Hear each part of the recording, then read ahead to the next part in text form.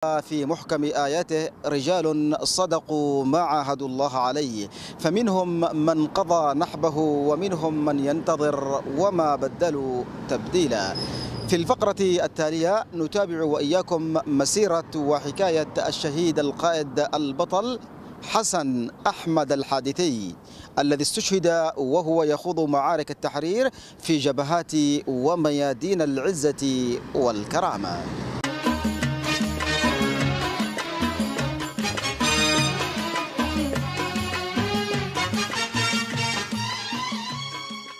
من أسرة تشربت حب الوطن وترجمته بلغة الأفعال وتركت بصماتها الوطنية والنضالية في أكثر من محطة نضال وطني. الشهيد البطل حسن أحمد الحادثي من المحافظة الأبية ريمة ذي التاريخ الطويل في مواجهة الكهنوت الإمامي المتخلف بثوبيه القديم والجديد. فقط حين يتعرض الوطن للأخطار وتحدق به الخطوب ينبري الصادقون المخلصون للذود عنه ولا يعيرون اهتماما على من تقع مسؤولية الدفاع عنه. فحين يستغيث الوطن قم ولب النداء من الفور. هكذا تعلم البطل حسن من أسرته المناضلة والتي قدمت كوكبة من فلذات أكبادها دفاعا عن الوطن ومقدراته والجمهورية في أكثر من منعطف ومعركة. الأخ النقيب حسن أحمد حسن الحادثي من أبناء محافظة ريمة، له دور نضالي طويل. هو كان من أبناء القوات المسلحة منذ أكثر من 40 سنة، وهذا الرجل البطل يكافح ويجاهد في كل المواقع وفي كل مكان تنقلت أو تمركزت فيه الوحدة العسكرية الذي انتمى إليها. كغيره من الأحرار انطلق البطل حسن إلى قلعة الجمهورية مأرب فور تشكل المقاومة والتحق بالعبر منذ تشكل الجيش الوطني، وهناك تلقى تدريبات عسكرية وعاد مقاتلا جسورا يدافع عن مدينة مأرب إذ كانت المعارك على مشارفها في العام 2015. انضم إلى النواة الأولى للشرعية في منطقة العبر، وله دور كبير أيضا، دور نضالي في مكافحة عصابة الحوثي، الميليشيات الحوثية الذي جاءت إلى انقلبت على شرعية اليمنيين، وكان لها الهدف الأول وهو السيطرة على مأرب، نتيجة لمأرب هذه تحتوي من كل مقومات الحياة من البترول والغاز والنفط. فكان العصابة الحوثي الانقلابية كانت مأرب لها أهمية كبرى تهدف إلى السيطرة عليها. صال البطل حسن وجال وحظي بشرف الدفاع عن مهد تشكل المشروع الوطني المقاوم مأرب، ونال شرف هزيمة الميليشيا ودحرها من أسوار المدينة ليدون اسمه في قائمة من ساهموا في تأسيس جمهورية اليمنيين الثانية. وكان هذا الضابط من الناس الذي لهم نضال واستبسال في الدفاع على محافظة مأرب. شارك أيضا في سرواح، وشارك أيضا في الفرضة ضمن اللواء 81، وهو من ضباط اللواء 81. وأنا لم أشاهد منه إلا كل جميل، رحمة الله تغشاه، الصديق العزيز رفيق الدرب والنضال الذي جمعتني به الزمالة والعمل المشترك والهدف والقضية التي كنا نحملها ولا زلنا نحملها، رحمة الله عليه تغشاه إلى قبره. طبعا انضم إلى الشرعية في الأيام الأولى لتأسيس الجيش الوطني، وكان إلى جانب قائد اللواء 81 القائد الجسور اللواء الركن محمد الجرادي كمعلما ومربي، كونه كان قد أتعبوا وأنهكوا السكر، وللأسف الشديد أنه تعرض لحادث إطلاق رصاص وعلى ضوء هذا الإطلاق أعتقد بأنه كان مصاب بالسكر. يعني هناك إهمال، يعني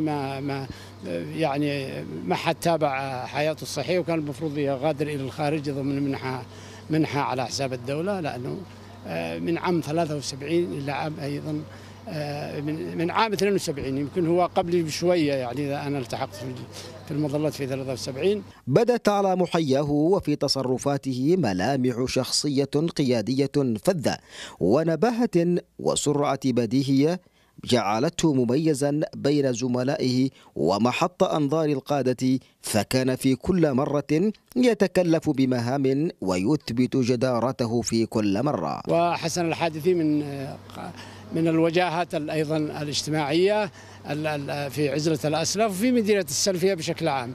اليوم نودع هذا الهامة الوطنية وهذا البطل، ونحن نشعر بالألم والمرارة والغبن، خاصة ونحن قبل 8 شهور نودع القائد الكبير اللواء محمد الجرادي، زميل الشهيد وزميلنا جميعا.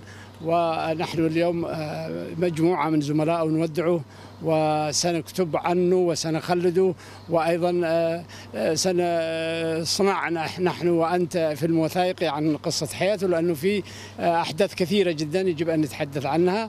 شجاعته في المعارك، أيضا رفاقته الطيبة والنبيلة، يعني خلال هذه السنوات لم يتغير ولم يتبدل. الشهيد الحادثي ظل البطل وظل الشخصية الاجتماعية الذي يحل قضايا الناس، وظل دائما مرتبط بالوطن وبالحركة الوطنية اليمنية، ومتسلح بثقافة الحركة الوطنية اليمنية، ومات وهو يحمل هذه المبادئ الوطنية التي لم يتغير منها، يعني حتى يعني ما يساوي شعرة واحدة ظل يحمل هذه المبادئ الكريمة وهذه المبادئ الوطنية. بعد تسطير ملاحم خالدة في محيط مدينة مأرب ودحر ميليشيا الحوثي منها، انطلق البطل حسن بمعية أحرار الجمهورية الثانية صوب مديرية صرواح، وهناك أيضا حققوا انتصارات كبرى ملحقين بالعدو الحوثي هزائم نكراء ودروسا في الاستبسال والثبات والإقدام. حياة الشهيد كان مناضل والتحق في الجيش احنا وهو زميل لنا، والشهيد الله يرحمه كان من المناضلين الذي شاركوا في الفرضة وفي نه واللي في نه وفي سروح وفي عدة الجبهات. تمام، رحمة الله تخشاه. من اعتاد الميادين يصعب عليه مفارقتها، فحين اتجهت المعارك نحو شمال مأرب اتجه البطل معها، وكان أحد مساهميها وصانعي نصرها، فشارك في معارك مدغل وتحرير معسكر ماس والجفرة وصولا إلى مفرق الجوف، ومن ثم فرضة نهم، ليكتب بذلك سيرة بطولية عصية على النسيان ومخلدة في أنصع صفحات النضال.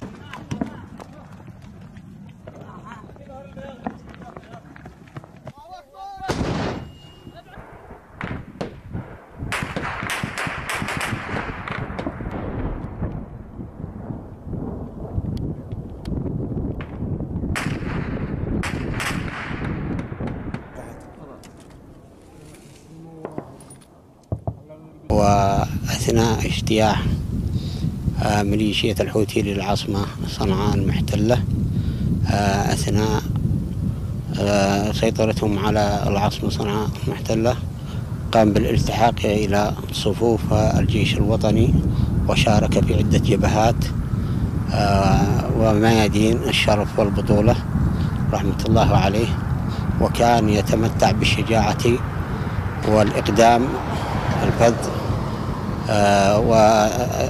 وتنازل ومنازلة ميليشيا الحوثي الإرهابية، الله يرحمه وطيب الله ثراه. حسن الحادثي زميلي وزميل الشهيد اللواء الركن محمد علي الجرادي، ومن قوات المظلات من عام 1973 وحتى يومنا هذا ونحن رفاق سلاح في القوات المسلحة. وفيما بعد انتقل يعني ضمن الجبهة الوطنية الديمقراطية، وكان أحد القادة الميدانيين لقوات الشعب الثورية المسلحة في ريمة.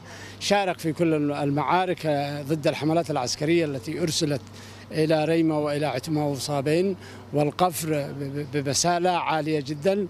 على الرغم من تقدمه في السن، إلا أنه كان يقضي جل وقته في الجبهات في تصرف يوحي بشخصية عظيمة وحب كبير للوطن، ولأنها الحرب فقد جرح البطل حسن 3 مرات، وفي كل مرة يعود للجبهة قبل تماثله للشفاء.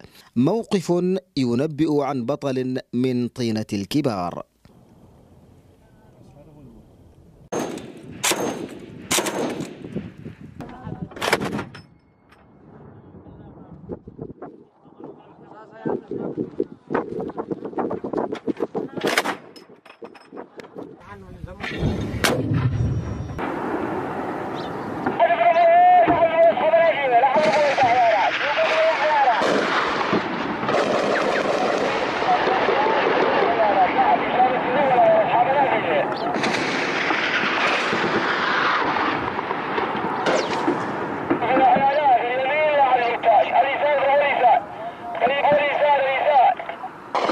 فهو كان من أبناء قوة المظلات سابقا، وكان من الضباط المدربين والذي كانوا يؤهلوا المقاتلين.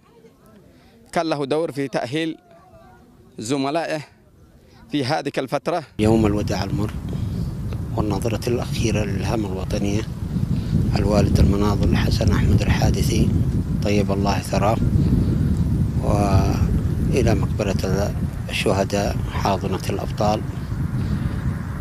بمأرب الحضارة والتاريخ. كان الوالد الله يرحمه أحد الالتحاق في صفوف القوات المسلحة منذ السبعينات. الأخ حسن الحادثي كان يتميز بصفات حميدة وأخلاق عالية، وكان يتصف بالتواضع ذلك بالكرم بالشجاعة، وكان لديها معنويات عالية وحيوية ونشاط في إداء الواجب التي يكلف به، وكذلك يعني روح الزمالة والأخوة التي كانت موجودة. ولكن بعد فترة أو بعد مقتل الحمدي افترقنا بسبب الأحداث المتسارعة تلك، وكل واحد يعني راح في سبيل حاله بعدما جرى من ملاحقات لأنصار عبد الله عبد العالم والحمدي وغير ذلك، وعلي قنف زهراء وعبد الله الحمدي. عندما ناداه الوطن الذي تثخن جراحه ميليشيا الحوثي هب كالفهد، وكانت المعارك على أشدها، ورتب لهجوم مع زملائه وقادوا بأنفسهم واستطاعوا بخبرتهم القتالية أن ينفذوا التفافا ناجحا تمكنوا من خلاله السيطرة على مواقع عدة.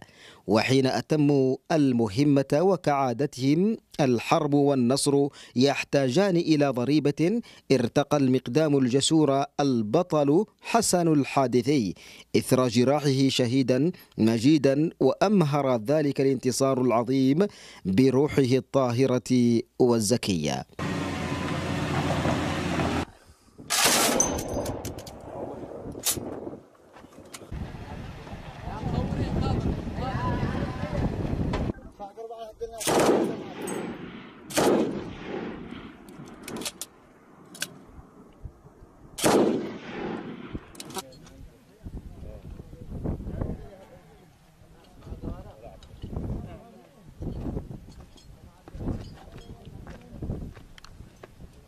يا رفيق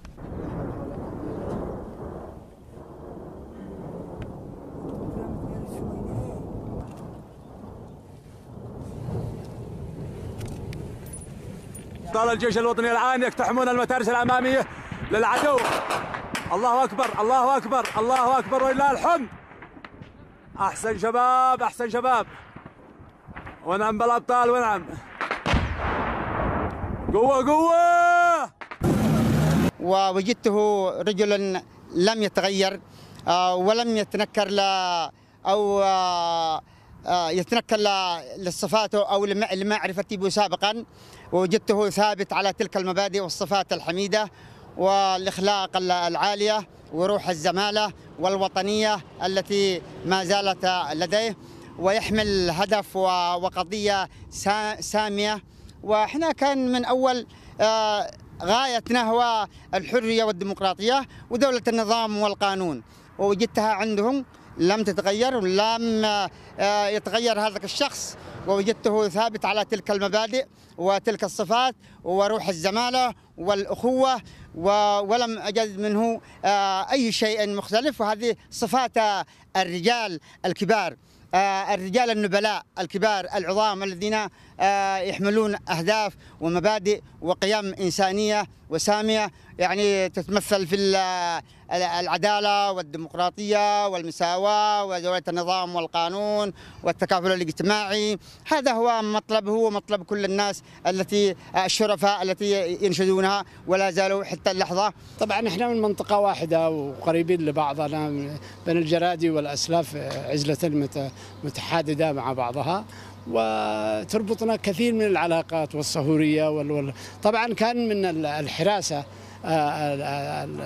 مع القائد عبد الله عبد العالم، وكان يعتمد عليه حتى في العروض العسكرية. أذكر في عام 76 اشتركنا في العرض العسكري بمناسبة عيد ثورة 26 سبتمبر، وكان دليل اليمين في السرية الأولى في العرض يحمل العلم ويحمل رتبة النقيب الذي الآن يموت وهو يحمل هذه الرتبة إلى يومنا هذا، وكان يستاهل أن يتم تسويته إلى العميد، لأنه أقل واحد من زملائه يحمل رتبة العميد. انتقل إلى موقع آخر وجرح في هذا الموقع، واستمر يعاني من جراحه فترة أكثر من 2 أو 3 سنوات، حتى توفاه الله شهيدا بجراحه. هو جريح من جرحاء الشرعية الذي استبسلوا وقاتلوا من أجل إعادة شرعية الوطن ومؤسسات الدولة. رحل البطل المقدام حسن بعد تسطير تاريخ نضال وطني ومعارك جمهورية حتما سيكون الانتصار حليفها، وتلك نتيجة حتمية لقضية عادلة يبذل في سبيلها أبطال يمانيون أغلى ما يملكون، وذاك يقين الشهيد وتأكيداته لزملائه وأفراده، إذ كان يقول النصر حليفنا لا محالة.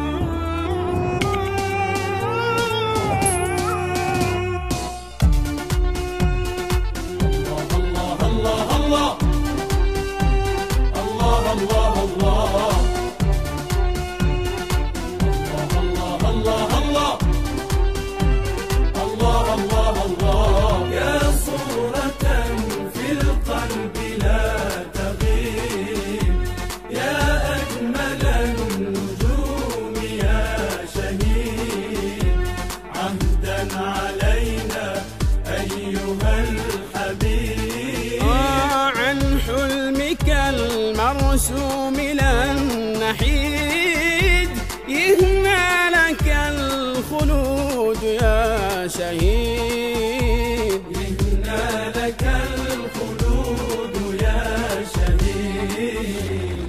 طرقت باب المجد والبقاء، سلكت درب الطهر والنقاء، يا ليتنا ندري متى اللقاء، سنلتقي وليس بالبعيد، يهنى لك الخلود يا شهيد، يهنى لك الخلود يا شهيد. الله الله الله الله الله الله الله.